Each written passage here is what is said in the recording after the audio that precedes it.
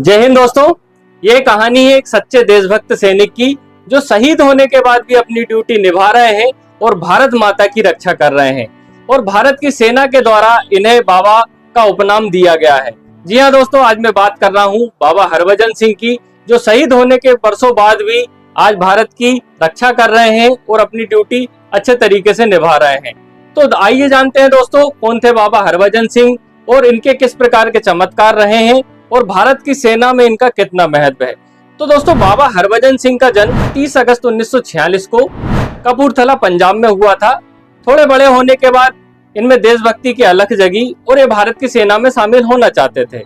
1965 को ही ये भारत की सेना में शामिल हो जाते हैं, लेकिन 4 अक्टूबर 1968 का दिन इनके जीवन का अंतिम दिन होता है और यहीं से कहानी शुरू होती है।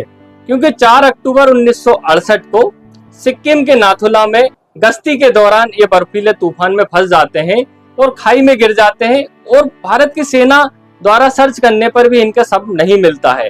लेकिन कुछ दिनों के बाद ये अपने सहकर्मी सैनिक के सपने में आते हैं और ये कहते हैं कि मेरा जो शव है इस जगह पे मौजूद है, आप सर्च कीजिए, मैं वहीं पे मिलूंगा। तो जैसे ही भारत की सेना उस जगह पे जाके सर्च करती है तो ठीक उसी जगह बाबा हरभजन सिंह का शव मिलता है। ये इनका पहला चमत्कार होता है।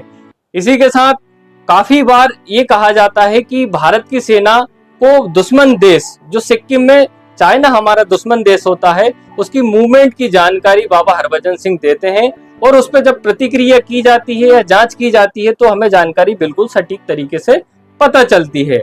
तो ये हमारे देश के सच्चे शहीद बाबा हरभजन सिंह की बात थी, जो आज भी अपनी ड्यूटी को बहुत भली भांति तरीके से निभा रहे हैं और भारत माता की रक्षा कर रहे हैं।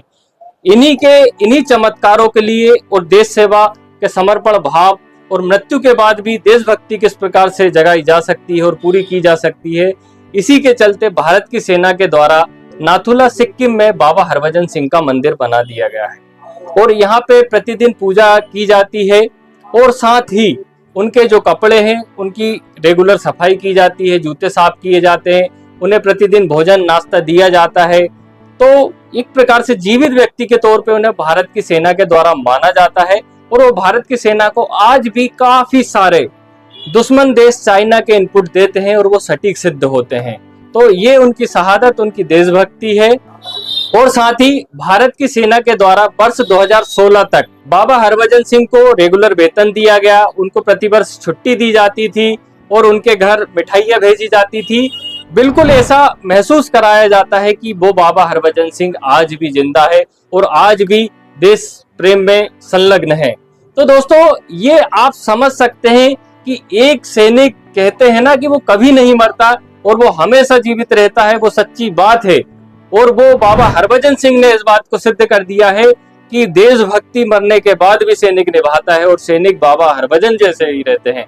तो दोस्तों, मैं उम्मीद करता हूं कि भारत को ऐसे वीर सपूत और सैनिक मिले जिससे कि भारत नित्य ऊंचाइयों पर पहुंचे और जो हमारा परचम दुनिया में लहराए। तो दोस्तों, बाबा हरभजन सिंह जैसे जो वीर शहीद हैं, जो देशभक्ति में अपनी जान तक निछोवर कर देते हैं फिर भी अपनी देशभक्ति निभाते हैं, ऐसे वीर सपूतों को मेरा सतत नमन। तो दोस्तों, हमारा वीडियो यहीं पे समाप्त होता है। अगर वीडियो पसंद आई हो तो वीडियो को लाइक कीजिएगा, कमेंट कीजिएगा और सब्सक्राइब कीजिएगा। धन्यवाद दोस्तों।